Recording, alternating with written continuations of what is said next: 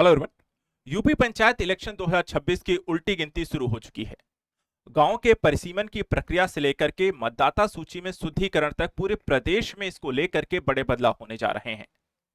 UP panchayat election 2026 में होगा, लेकिन इसको लेकर के पंचायती राज विभाग और निर्वाचन आयोग के द्वारा वोटर लिस्ट में सुधार की प्रक्रिया को अभी से शुरू किया जा रहा है। इसके लिए परिसीमन की प्रक्रिया कैसे होगी, कौन से गांव बनेंगे नए वार्ड, किसके नाम हटेंगे, कौन जुड़ेगा इस वोटर लिस्ट से, इस पूरी प्रक्रिया को आज के इस वीडियो के माध्यम से हम समझने का प्रयास करेंगे। बहुत ही आसान भाषा में एक विस्तृत विश्लेषण करेंगे यूपी पंचायत इलेक्शन 2026 का। आप इस वीडियो को यहां पर पूरा देख करके इसके बारे में समझ सकते हैं। वीडियो को लाइक भी जरूर करें, चैनल को सब्सक्राइब करके रखें और लगातार हमारे साथ जुड़े रहें। तो चलिए समझते हैं क्या है ये पूरा यूपी पंचायत इलेक्शन, इसमें परिसीमन क्या है, वोटर लिस्ट की जो सुधार की प्रक्रिया कैसे यहाँ पे लागू हो जा रही है और आप इसमें कैसे यहाँ पर जुड़ सकते हैं। सबसे पहले देखिए, जो न्यूज यहाँ पर आई है कि ये शुरू कब से हो रहा है, तो यूपी पंचायत इलेक्शन होना है 2026 में। परिसीमन और वोटर लिस्ट में लेकिन काम को लेकर के अभी शुरू कर दिया गया है और नए जो भी मतदाता हैं जो 18 वर्ष पूरा कर चुके हैं वो भी इस यहाँ पर अभियान में जुड़ेंगे या वोटर लिस्ट में अपना नाम जोड़ सकते हैं। और पूरी जो प्रक्रिया देखा जाए तो अगले मार्च अप्रैल के महीने में जाकर के पंचायत इलेक्शन होने हैं। इसको लेकर के पंचायती राज विभाग, राज्य निर्वाचन आयोग के द्वारा मिलकर के यहाँ पे काम किया जा रहा है। और किस तरीके से सारी प्रक्रिया होगी, तो इसमें दो चीजें हम समझेंगे। पहला कि परिसीमन कैसे निर्धारित होगा, यानी कौन सा मतदाता केंद्र कहां बनेगा, वार्ड कितने बनेंगे, किस आधार पे या कितनी जनसंख्या पे, और दूसरा जो वोटर लिस्ट की प्रक्रिया है उसको समझेंगे। तो पहले जो परिसीमन की प्रक्रिया उसको समझिएगा कि जनसंख्या का निर्धारण और वार्डों का परिसीमन कैसे इस बार के पंचायत इलेक्शन 2026 में होगा।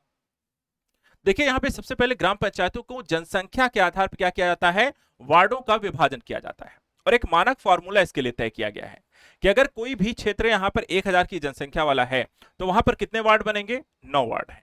लेकिन अगर जनसंख्या 1000 से ज्यादा हो जाए और 1001 से लेकर के 2000 के बीच की जनसंख्या है तो वहां पर 2 और वार्ड बढ़ा करके उसे 11 कर दिया जाएगा। अगर 2000 से ज्यादा की जनसंख्या है, 2001 से लेकर के 3000 तक, तो वहां पर 13 वार्ड होंगे और 3001 से अगर ज्यादा है तो वहां पर 15 वार्ड बनाए जाएंगे। और इस तरीके से यहां पर गांव के परिसीमन होगा और वार्डों की संख्या का निर्धारण होगा। दूसरा जो यहां पर आपका काम किया जाएगा कि मतदाता सूची में संशोधन को लेकर के भी काम शुरू हो रहा है। 18 जुलाई से देखा जाए तो इस पर काम शुरू हो रहा है, ध्यान रखिएगा। आप सभी भी इस प्रक्रिया में यहां पर अपने क्षेत्रों में पार्टिसिपेट कर सकते हैं। तो 18 जुलाई से अभियान शुरू हो रहा है और इस अभियान में नए मतदाता को जोड़ा जाएगा। मृत या अपात्र हो चुके मतदाताओं को इसमें से इस वोटर लिस्ट से हटाया भी जाएगा। यह पूरी प्रक्रिया जो है पारदर्शी और त्रुटि रहित होगी और साथ ही इसमें ईसीआई की निगरानी और सूची यहां पर अपडेट किया जाएगी, यानी इलेक्शन कमीशन जो ऑफ इंडिया है, आपका निर्वाचन आयोग है भारत का, वो यहां पर पूरी प्रक्रिया को देखेगा। इससे चुनाव की जो वैधता है मजबूत होगी। जो फर्जी मतदान की प्रक्रिया होती है, मृत लोगों के नाम पे वोट डाल दिए जाते हैं और उससे समस्याएं यहां पे क्रिएट होती है, तो वो सारी चीजें यहां पर हटा दिया जाएगा।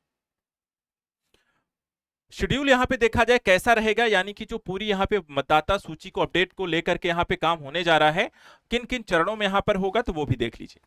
18 से 22 जुलाई 2025 तक देखें तो ग्राम पंचायतों में जनसंख्या का निर्धारण का काम किया जा रहा है। दूसरे चरण में 23 से 28 जुलाई 2025 तक फिर ग्राम पंचायत, क्षेत्र पंचायत, जिला पंचायत, वार्डों की प्रस्तावित सूची यहां पर तैयार करके उसका प्रकाशन किया जाएगा। 29 जुलाई से 2 अगस्त के बीच प्रस्तावों पर दर्ज होगी यहां पे आपत्तियां, जो भी प्रस्ताव यहां पे दिए जाएंगे, जो सूची तैयार की जाएगी, अगर उसमें किसी कोई दिक्कत है तो वहां पर आपत्तियां दर्ज करा सकता है। 3 से 5 अगस्त 2005 तक यहां पर प्राप्त आपत्तियों का निस्तारण किया जाएगा और 6 से 10 अगस्त 2025 के बीच निर्वाचन क्षेत्र की यहां पर फाइनल लिस्ट का प्रकाशन कर दिया जाएगा और इस तरीके से यहां पर पूरी सूची तैयार हो जाएगी। पूरी अगर हम बात करें ये जो पंचायत इलेक्शन है वो कितने चरणों में होता है, तो आपको बता दें 3 चरणों का ये पंचायत इलेक्शन चुनाव है। इनको भी समझ लीजिए। भारत में त्रिस्तरीय पंचायती प्रणाली है। पहला है ग्राम पंचायत स्तर, ग्राम स्तर पे होता है जहां ग्राम प्रधान का चुनाव होता है। ग्राम सभा के सदस्य में वार्ड सदस्य का भी चुनाव होता है। दूसरा होता है क्षेत्र पंचायत, जिसको हम ब्लॉक स्तर पे ये चुनाव होता है। इसे केबी या बीडीसी सदस्य भी इन्हें कहा जाता है और एक ब्लॉक के तहत कई ग्राम पंचायतें यहां पर आती हैं। इसके बाद तीसरा आता है जिसे हम जिला पंचायत कहते हैं और इसका जनपद स्तर पर चुनाव होता है और जिले के स्तर पर विकास योजनाओं के लिए जिम्मेदार होते हैं। यहां जिला पंचायत सदस्य चुने जाते हैं जिनमें से अध्यक्ष भी यहां पर चुना जाएगा। तो ये पूरी प्रक्रिया यानी ग्राम पंचायत, क्षेत्र पंचायत और जिला पंचायत तीनों के चुनाव यहां पर यूपी पंचायत इलेक्शन 2026 में होने हैं। अब यहाँ पे देखिए पंचायती राज विभाग, इलेक्शन विभाग का काम क्या होता है। पंचायती राज विभाग की जिम्मेदारी होगी कि वार्ड परिसीमन की पूरी प्रक्रिया जो होगी उसको देखना। दूसरा, स्थानीय समितियों को गठन करके सारी प्रक्रियाओं पर नजर रखना, उसको कार्य को संपादित करना। वहीं राज्य निर्वाचन आयोग जो होता है वो मतदाता सूची को अपडेट करेगा, साथ ही ध्यान रखेगा कि पारदर्शिता और तकनीकी स्तर पर यहाँ पर सहायता इस इलेक्शन में दी जाए। और दोनों मिल करके देखा है तो चुनाव प्रक्रिया को व्यवस्थित और निष्पक्ष ढंग से कराने का कार्य करती हैं। इसके बाद हम देखें तो पंचायतों की घटती संख्या और वार्डों में भी यहाँ पे बदलाव देखने को मिला है। अगर हम जो पुरानी संख्या है, जो नई वहां पे संख्या है उसमें देखें तो ग्राम पंचायतें जो थी वो 58,200 पुरानी संख्या थी, जिसमें 504 की कमी हो गई है और अब 57,695 रह गई है। दूसरी तरफ ग्राम पंचायत वार्ड की बात करें तो 7,31,811 थी, जो कि यहाँ पर आपको घट करके 4,608 घट गई हैं और 7,27,203 बची हैं। इसी तरह क्षेत्र पंचायत वार्ड अगर हम देखें तो 75,855 थी, इसमें भी 250 की कमी आ गई और ये बची है 75,605। और इधर देखें हम जिला पंचायत वार्ड में देखें तो 3,051 संख्या थी, जो 12 इसमें भी घट गए और ये बचे हैं 3,039। इस तरीके से इन्हें जो बदलाव होगा वो पुनर्गठन और किसके आधार पर, जनसंख्या घनत्व को ध्यान में रखते हुए यहाँ पर परिसीमन किया जाता है। अब यहाँ पे एक और क्वेश्चन है कि आरक्षण की व्यवस्था क्या रहेगी और कौन यहाँ पर इस इलेक्शन को लड़ सकता है।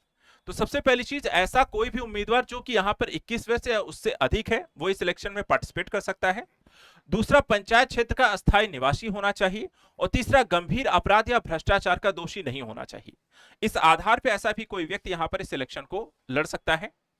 आरक्षण की व्यवस्था की बात करें तो एससी, एसटी, ओबीसी महिला वर्ग को क्या आरक्षण मिलने की व्यवस्था होगी।